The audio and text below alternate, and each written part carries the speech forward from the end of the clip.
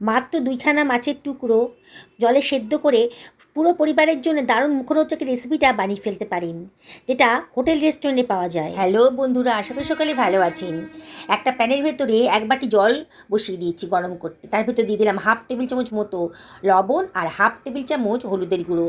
একটা লেবুর অর্ধেক অংশের রস এর ভেতরে দিয়ে দিচ্ছি। এবারে সব কিছু খুব ভালো করে মিশিয়ে নিচ্ছি। গ্যাসের ফ্লেমটা হাইতেই রেখেছি। ফুটতে শুরু করেছে। এইবারে আমি এর ভেতর দিয়ে দিচ্ছি 2খানা রুই মাছের টুকরো। সব কিছু ভালো করে মিশিয়ে নিচ্ছি। এবার এটাকে ঢাকা দিয়ে আমি রান্না করে দেবো। 2 মিনিটের মধ্যেই কিন্তু হয়ে যাবে। 2 মিনিট বাদে দেখুন ফুটতে শুরু করেছে, আর দেখেই মনে হচ্ছে মাছটা সেদ্ধ হয়ে গেছে। পেঁয়াজ কেটে নিচ্ছি। পেঁয়াজটাকে আমি পাতলা পাতলা করে কেটে নিচ্ছি। মাছটাও ঠান্ডা হয়ে গেছে, মাছের কাঁটাগুলো বেছে ফেলে দেব। ফ্রাই প্যান গরম করতে দিয়ে দিয়েছি। এর ভেতরে আমি দিয়ে দিচ্ছি 1 টেবিল চামচ মতন সর্ষের তেল। তেলটা গরম হয়ে গেছে, কতগুলো রসুনের কুচি এর ভেতরে দিয়ে দিলাম। দিয়ে একটু নাড়াচাড়া করে নিচ্ছি। রসুনটাকে একটু ভাজা ভাজা মতো করে নেব। এবার দিয়ে দিচ্ছি কেটে রাখা পেঁয়াজ কুচনোটা। দিয়ে সব কিছু আবারও ভালো করে মিশিয়ে নিচ্ছি। পেঁয়াজের কাঁচা ভাবটা যেন চলে যায়, মাঝে মাঝে একটু নাড়াচাড়া করে দিতে হবে। এবার দিয়ে দিলাম 1/2 টেবিল চামচ লবণ। দিয়ে সব কিছু আবারও ভালো করে মিশিয়ে নিচ্ছি।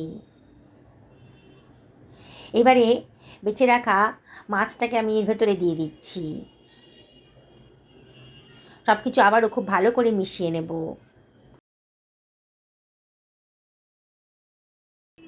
এবার আমি এর ভেতরে দিয়ে দিচ্ছি কতগুলো কুচনো কাঁচা লঙ্কা, খেতে ভালো লাগবে।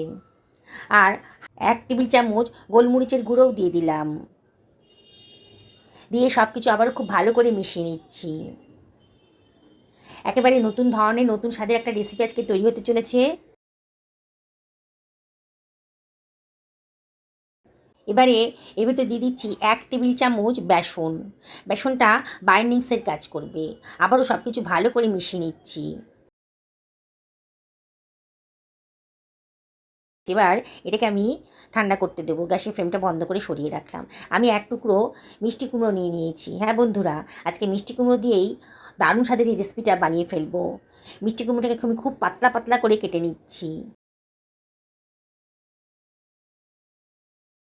এইবার আমি ছুরি দিয়ে একটু কাট লাগিয়ে দিচ্ছি।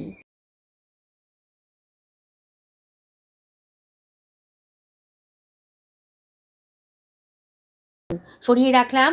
একখানা পাত্রের ভেতর একখানা ডিম ফাটিয়ে নিচ্ছি। এর ভেতর দিয়ে দিলাম 1/2 টেবিল চামচ লবণ, 1/2 টেবিল চামচ লঙ্কার গুঁড়ো, আর দিয়ে দিচ্ছি 1 টেবিল চামচ গোলমরিচের গুঁড়ো। 1 টেবিল চামচ কর্নফ্লাওয়ারও দিয়ে দিলাম, আর 1 টেবিল চামচ ময়দাও দিয়ে দিলাম। দিয়ে সব কিছু খুব ভালো করে একটা হুইস্কের সাহায্যে মিশিয়ে নিচ্ছি। খুব ভালো করে মিশিয়ে নিতে হবে, যাতে কোনো লাম্পস বা দলা না থাকে। প্রয়োজনে একটু জলও দিতে পারেন,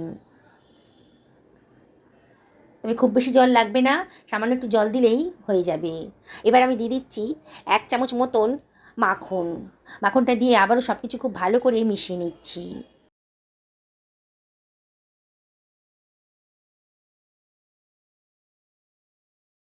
কেটে রেখেছিলাম মিষ্টি কুমড়োর টুকরোটা এর ভিতরে দিয়ে দিচ্ছি। মাছের যে পুরটা বানিয়েছিলাম সেই পুরটা খানিকটা অংশ এখানে দিয়ে দিচ্ছি। দেখুন কীভাবে করছি। আর একটা মিষ্টি কুমড়োর টুকরো এরপরে চাপা দিয়ে দিলাম। এইভাবে বানিয়ে নেব।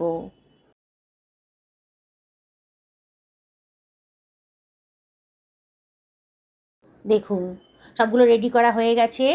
এবার ফ্রাই প্যানটা গরম করতে বসিয়ে দিয়েছি। ফ্রাই প্যানের ভেতর দিয়ে দিচ্ছি তেল। আজ সাদা তেলই করব। 4 টেবিল চামচ সাদা তেল দিয়ে দিলাম।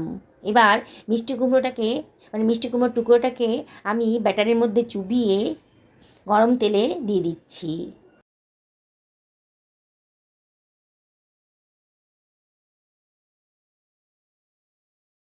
আমি ওপর থেকে একটু তেল ছিটিয়ে দিচ্ছি। দেখুন কীভাবে করছি। দেখুন নিচের পোর্শনটা ভাজা হয়ে গেছে। এবার উল্টে দিলাম। এইভাবেই উল্টে পাল্টে আমি ভেজে নিচ্ছি। চিমটার সাহায্যে আমি এপিঠ ওপিঠটাকে আবারও খুব ভালো করে ভেজে নিচ্ছি। সুন্দর একটা কালার চলে আসবে, তখনই বুঝবেন যে এটা ভাজা হয়ে গেছে। দেখেই মনে হচ্ছে ভাজাটা হয়ে গেছে। এবার চিমটার সাহায্যে আমি এগুলোকে তুলে নিয়ে একটা স্ট্যান্ডারের উপর রাখছি। তেলটাকে যত সম্ভব ঝরিয়ে রাখবো। আমি একটা প্লেটের মধ্যে এগুলোকে সার্ভ করে দিচ্ছি। গরম গরম দেখেই কিন্তু লোভনীয় হয়ে গেছে, দেখেই কিন্তু বানাতে ইচ্ছে করবে। আর একবার যদি বানিয়ে খান না বন্ধুরা, বারে বারে আপনাদেরকে এটা বানিয়ে খাওয়ানোর জন্য রিকোয়েস্ট করবে সবাই। দেখুন কতটা মুচমুচে হয়েছে। বললাম তো, যারা মিষ্টি কুমড়ো পছন্দ করেন না তাদেরকে খাওয়ান, দেখবেন তারা বাজার থেকে কেজি কেজি মিষ্টি কুমড়ো নিয়ে এসে আপনাকে এই রেসিপিটা বানিয়ে দেওয়ার জন্য রিকোয়েস্ট করছি। আমি একটা ভেঙে দেখাচ্ছি আপনাদেরকে। ভেতরে মাছের পুরভরা দারুণ স্বাদের এই রেসিপিটা কতটা ক্রিস্পি হয়েছে বাইরেরটা, আর ভেতরটা কিন্তু নরম আছে। দেখুন, সকলে ভালো থাকুন এই কামনা করে ভিডিওটা এখানে শেষ করলাম। নমস্কার নেবেন।